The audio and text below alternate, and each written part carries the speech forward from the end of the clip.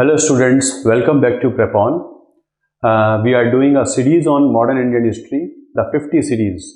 We have done certain topics. Until now we have studied Warren Hastings and Cornwallis और कैसे वो foundation ले कर चुके हैं ब्रिटिश एम्पायर की भारत में और भारतीय राज्यों को इस प्रीटेक्स्ट पे या उस प्रीटेक्स्ट पर वो कब्जा करने लगते हैं। अब आगे बढ़ते हैं और देखते हैं कि वेलेस्ली ने क्या किया। तो Cornwallis left India in 1793 having defeated Tipu Sultan. मराठाओं के साथ तो एक 20 साल की संधि पहले ही हो चुकी है। टीपू सुल्तान का भी आधा किंगडम ले लिया है और उसने एक रेवेन्यू व्यवस्था भी बना दी है कॉल्ड परमानेंट सेटलमेंट, क्योंकि रेवेन्यू की फिक्सेशन हो जाएगी तो एश्योरेंस है कि इतना रेवेन्यू हमारे पास आएगा। बंगाल, बिहार, उड़ीसा में वो इसको व्यवस्था वो चला देता है। उसके बाद फिर आता है वेलेस्ली। वेलेस्ली 1798 में आया है और वेलेस्ली जब भारत आया है तब कुछ हालात ऐसे हैं कि फ्रांस काफ़ी पावरफुल हो चुका है और नेपोलियन ने यूरोप में बिल्कुल एक तरीके से कब्जा सा कर रखा है और ये लगने लगा है ब्रिटिश एम्पायर को कि Napoleon is planning an attack on India. मतलब उनकी ये उनको पता लग रहा है कि नेपोलियन भारत पे कब्जा कर सकता है। एक तो वजह ये कि नेपोलियन का एक्सटेंशन यूरोप में चल ही रहा है, दूसरा भारत में भी राज्य ऐसे हैं जो फ्रांसीसियों की मदद से अपनी आर्मियों को स्ट्रेंथन कर रहे हैं, उनको ट्रेनिंग दिलवा रहे हैं, फ्रांसीसी जनरल्स को अपने यहाँ एम्प्लॉयमेंट दे रहे हैं। तो अगर नेपोलियन का हमला होता है तो ऑब्वियसली भारतीय राज्य तो फ्रांस की ही मदद करेंगे। ये सारी बातें देखते हुए भारत पहुंचता है वेलेस्ली और वो इसी तरीके से इन राज्यों को कैप्चर करने की योजना बनाता है। अब उनको टेरिटोरियल गेन्स ऑन करने, लेकिन इस योजना के लिए उन्हें कौन सी स्कीम लगानी पड़ेगी? उसने शुरू किया है सहायक संधि। भारतीय राज्यों के साथ वो साइन करता है सहायक संधि और सब्सिडियरी अलायंस। क्या होगा? आपके राज्य की सुरक्षा की जिम्मेदारी हमारी है, इसलिए आपके राज्य में हम एक ब्रिटिश फोर्स तैनात करेंगे, वो आपको सुरक्षा देगी, आपकी सुरक्षा की जिम्मेदारी हमारी है। बेसिकली वो पैरामाउंट पावर बनाना चाहता है कंपनी को, तो राज्यों में आप वो घुस रहे हैं कि सुरक्षा आपको हम देंगे, जिसके बदले आप हमको कैश सब्सिडी देंगे। आपको अगर एक लाख रुपए उसकी कीमत है तो 1 लाख रुपए आप हमें देंगे। यदि आप 1 लाख रुपए देने में आप सक्षम हैं तो वो टेरिटरी हम आपकी ले लेंगे जिससे 1 लाख रुपए निकलता हो। मतलब या तो टेरिटोरियल गेन कर लेंगे या पैसा लेते रहेंगे ताकि हम आपको सुरक्षा देंगे। आपके राज्य में एक ब्रिटिश ऑफिसर बैठेगा, कहलाएगा रेजिडेंट, वो आपको डे टू डे मदद करेगा, he will stay over there, वहाँ पर रहेगा वो। दूसरा, आप किसी और यूरोपियन को अपने यहाँ एम्प्लॉयमेंट बिना अप्रूवल के नहीं दे सकते। मतलब मोटी मोटी बात है, फ्रांसीसियों को अपने यहाँ नौकरी आप नहीं दे सकते। आप किसी और राज्य से, इंडियन स्टेट से कोई नेगोशिएशन नहीं कर सकते। मतलब आपकी फॉरेन रिलेशंस भी हमारे हाथ में है। मतलब और राज्यों के साथ कोई गुटबंदी करना चाहें तो वो भी नहीं कर सकते हैं। हाँ, हम ये वादा करते हैं कि आपके राज्य के इंटरनल मैटर्स में हम हस्तक्षेप नहीं करेंगे। ये उन्होंने भारतीय राज्यों पर लागू की है।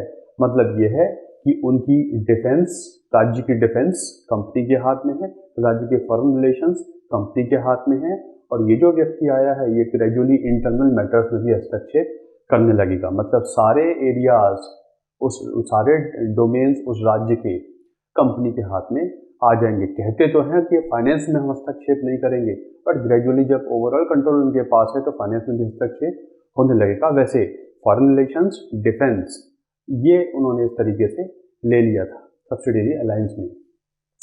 अब इसका इफेक्ट क्या होगा? जिस राज्य ने साइन किया, मैंने आपको बताया, एक तरीके से वो कंपनी के सबऑर्डिनेशन में हमेशा के लिए चला गया। मतलब ये एक स्टेप है फाइनली उसको एनेक्स करने के लिए, उसे कंप्लीटली अपने ब्रिटिश टेरिटरी में मिलाने के लिए एक ये स्टेप क्लोजर है। तो एक तरीके से इंडिपेंडेंस चली गई है। राज्य lost the right of self defence, maintaining diplomatic relations और employing foreign experts and settling disputes with in neighbours. वो सारे असरात इन पे होंगे। किसी भी तरीके से राज्य वो तैयारी नहीं कर सकता कि वो कंपनी के अगेंस्ट खड़ा हो सके।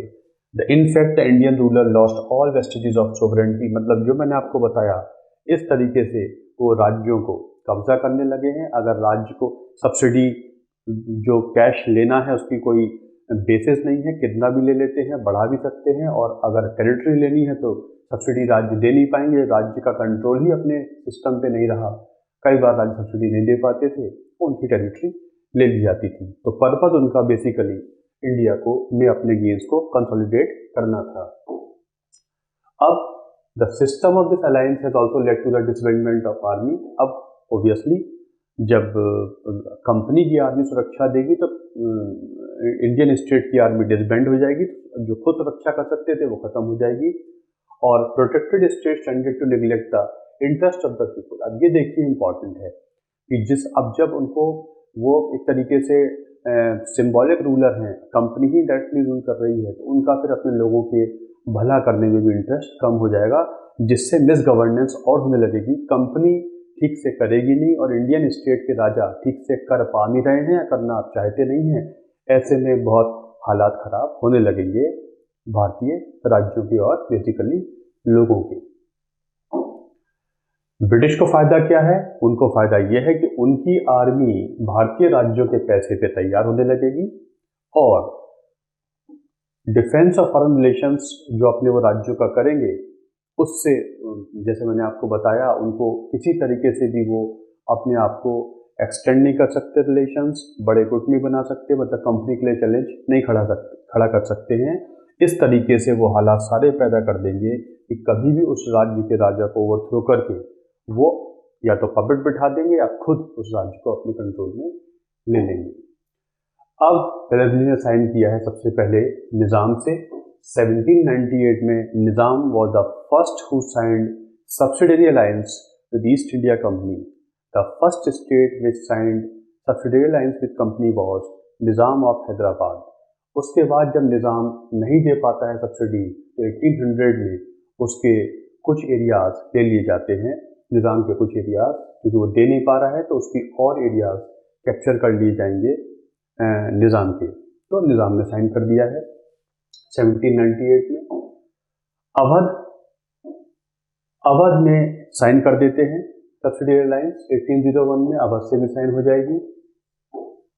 अवध में शुजाउद्दौला है, फिर आसफुद्दौला है। आसफुद्दौला के बाद सक्सेशन इशू हुई है, तो कंपनी अपने व्यक्ति को सपोर्ट करेंगे, उससे साइन करवा लेंगे सब्सिडरी अलायंस। और जब अवध भी नहीं दे पाएगा सब्सिडी, तो अवध से फिर वो रोहिलखंड, मतलब वेस्टर्न यूपी का एरिया और गोरखपुर का एरिया वो ले लेंगे, वो उनके कंट्रोल में आ जाएगा।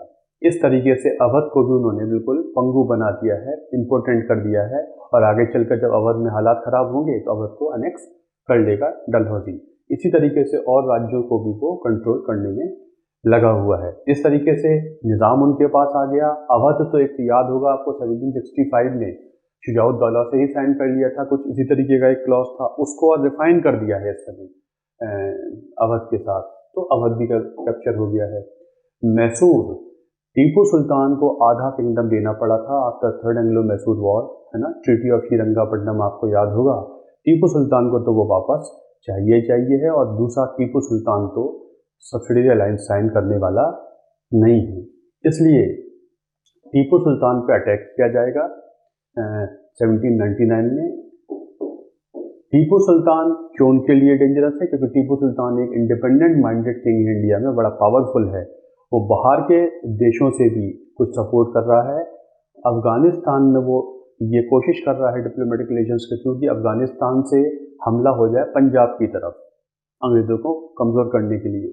वो अरब वर्ल्ड से और टर्की से भी अलायंस बना रहा है, मिलिट्री अलायंस भी बना रहा है और बिजनेस अलायंस भी बना रहा है। एक तरीके से बहुत आप समझ लीजिए बड़ा ही एंटरप्राइजिंग रूलर हुआ करता था टीपू सुल्तान।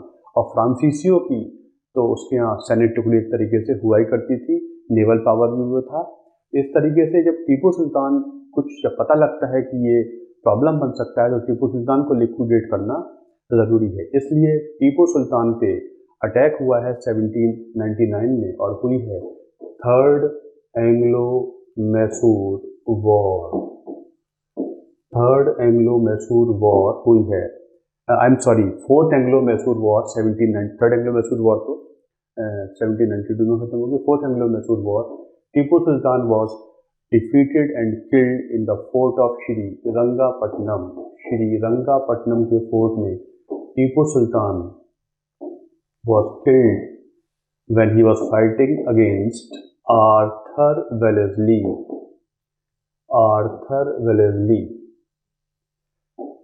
जो गवर्नर जनरल था उसका नाम था रिचर्ड वेलेस्ली, याद रखेंगे गवर्नर जनरल का नाम था रिचर्ड वेलेस्ली, उसका ब्रदर है ये आर्थर वेलेस्ली। तो when Tipu Sultan was defeated the army was lead by Arthur Wellesley, not governor general Richard Wellesley. तो टीपू सुल्तान वाज किल्ड, उसको क्या कहते हैं, मार दिया जाएगा। Mysore was completely annexed, Mysore पे वोडियारों को वापस कर दिया जाएगा। वोडियार कौन है? वोडियार वही राजा है जिनसे हैदर अली ने किंगडम छीना था काफी पहले। हैदर अली उनका एक सेनापति था। तो Hyder Ali had captured this Mysore from Wodeyar dynasty. अब वोडियार राजाओं को ये वापस कर दिया जाएगा और वोडियार राजा से साइन करा ली जाएगी सब्सिडियरी अलायंस। इस तरीके से मैसूर उनके कंट्रोल में आ जाएगा। टीपू सुल्तान के किंगडम को इन्होंने अपने अलाइज के साथ बांट लिया है, मद्रास के साथ जोड़ देंगे। टीपू सुल्तान का जो एरिया है बांट लेंगे आपस में। इस तरीके से अब मैसूर उनके कंप्लीट कंट्रोल में आ चुका है। हैदराबाद आ चुका है, मैसूर आ चुका है, मद्रास उनके पास है, बॉम्बे उनके पास है। साउथ में उनकी डोमिनेशन लगभग हो चुकी है। साथ साथ मद्रास प्रेसिडेंसी, जो इनका साउथ का जो प्रेसिडेंसी है, वो अब एक तरीके से बन जाएगी। वेलेस्ली ने कार्नेटिक को भी एक तरीके से अपने कंट्रोल में ले लिया है, उससे पूरा किंगडम ले लिया है, पेंशनर बना दिया है कार्नेटिक मद्रास के पास। वो सारा का सारा एरिया मद्रास में आ गया है। इस तरीके से मद्रास प्रेसिडेंसी बन जाएगी। मद्रास कार्नेटिक का जो एरिया अभी लिया है और जो टीपू सुल्तान से एरिया लिए हैं, इन सबको मिलाकर बना दी जाएगी Madras presidency. Similarly the territories of Thanjavur, Surat were taken over and rulers were pensioned off. उधर सूरत ले लिया है, बॉम्बे में मिला दिया जाएगा और तंजावुर भी मद्रास प्रेसिडेंसी में आ जाएगा। इस तरीके से उन्होंने अपने एरियाज को एक्सपेंड करना शुरू कर दिया है।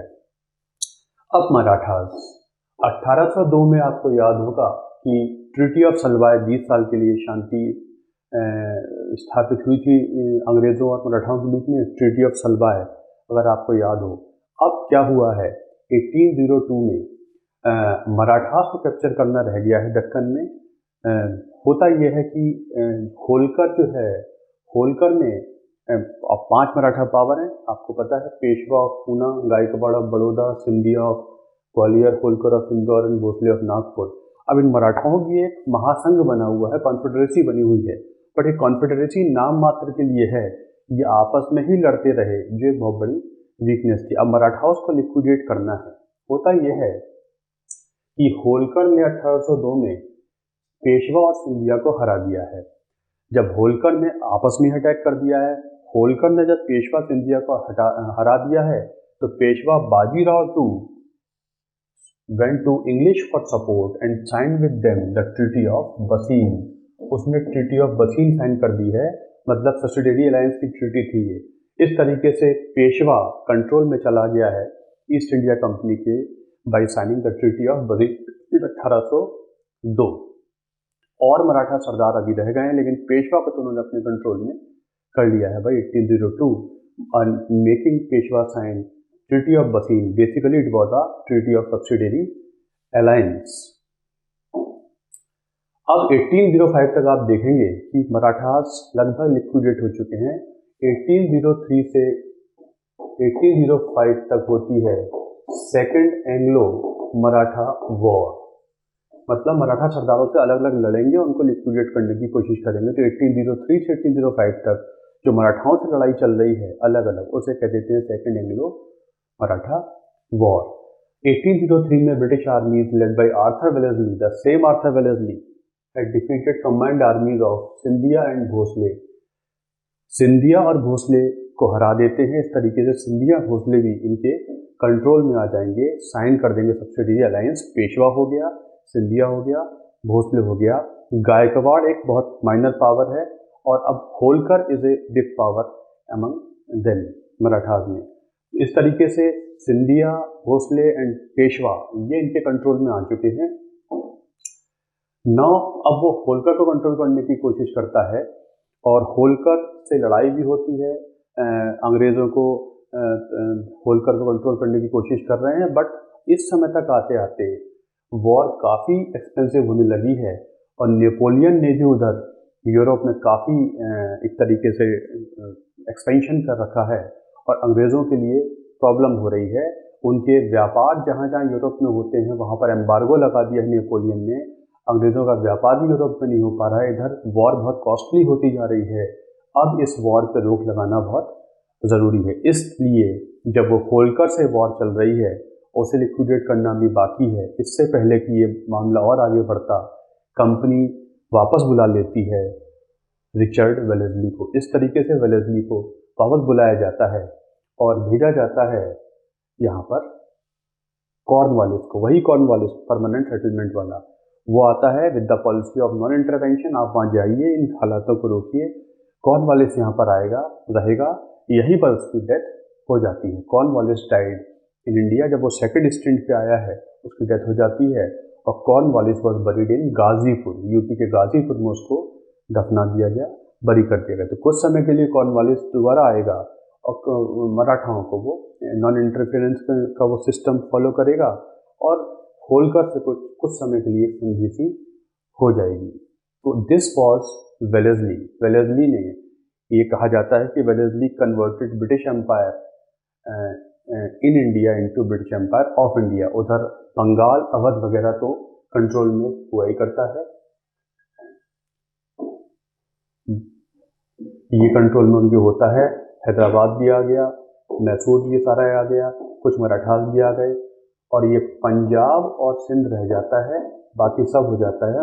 होल्कर रह गया है, उसे भी ये कैप्चर कर लेंगे। इधर ये कार्नेटिक, ये नॉर्दर्न सरकार, बंगाल, लगभग मेजर पोर्शन पंजाब और सिंध को छोड़कर whole of India had been subordinated by Wellesley through his instrument of subsidiary alliance. तो इट वाज रिचर्ड वेलेस्ली, उसने उसको हरा दिया है, कैप्चर कर लिया है। इसने फोर्ट विलियम कॉलेज भी बनाया है। जो फोर्ट विलियम कॉलेज है सिविल सर्वेंट्स की ट्रेनिंग के लिए, एक फोर्ट विलियम में कॉलेज शुरू हुआ है। इंडियन सिस्टम्स में सिविल सर्वेंट्स को ट्रेनिंग दी जाती है, बाद में ये बंद कर दिया जाएगा और इंग्लैंड में हेलीबरी कॉलेज शुरू होगा जहाँ पर सिविल सर्वेंट्स की ट्रेनिंग हुआ करेगी। आपको याद होगा, मैंने बताया होगा आपको कि Cornwallis started civil services. Cornwallis ने एक्सक्लूसिव सर्विसेज शुरू की हैं, civil services. He is called father of civil services. तो उसी सिस्टम को आगे बढ़ाता है और उसने यहाँ पर एक फोर्ट विलियम, जो कलकत्ता में इनका हेडक्वार्टर है, वहाँ पर एक ट्रेनिंग कॉलेज शुरू किया है। बट ये जल्दी बंद हो जाएगा और बाद में फिर हेलीबरी कॉलेज जो इंग्लैंड में है वही ट्रेनिंग कॉलेज बन जाएगा सिविल सर्वेंट्स के लिए, जैसे मसूरी में इस समय हुआ करता है। So this was Wellesley. Wellesley के बाद फिर फाइनली आएगा एक मिंटो वन। मिंटो वन फिर आएगा हेस्टिंग्स। हेस्टिंग्स मराठाओं को ख़त्म ही कर देगा। फिर डलहौजी फाइनली आएगा, वो पंजाब, सिंध वगैरह भी, पंजाब भी कैप्चर हो जाएगा। 1856 तक आते आते पूरा भारत इनके कंट्रोल में आ जाएगा। तो this was Wellesley. So thanks a lot for watching this video. आप समझ रहे होंगे, हिस्ट्री को हम आगे बढ़ा रहे हैं, आपकी समझ में आ रहा होगा subject. So good, comment a lot. आप कमेंट भेजिए, अपनी क्वेरीज पूछिए। हमारे कोर्सेज चल रहे हैं प्रेपॉन पर, you can join if you wish. World history शुरू हो रहा है अभी सिविल सर्विसेज के मेंस के लिए। Geography is going on. मेरे modern Indian history and polity and art and culture जल्दी शुरू हो रहे हैं। आप वेबसाइट prepon.in पे जाइए, prepon.in पर जाइए, आपको सारे डिटेल्स मिलेंगे इस पे। And very soon we are starting our prelims test series. Prelims test series, prelims 2021 के लिए हम टेस्ट सीरीज शुरू करने जा रहे हैं बहुत जल्दी। आप वेबसाइट पे जाएंगे, उसका आपको नोटिफिकेशन मिल जाएगा। So this is some information regarding PrepOn. So thanks a lot for watching this video. Thank you.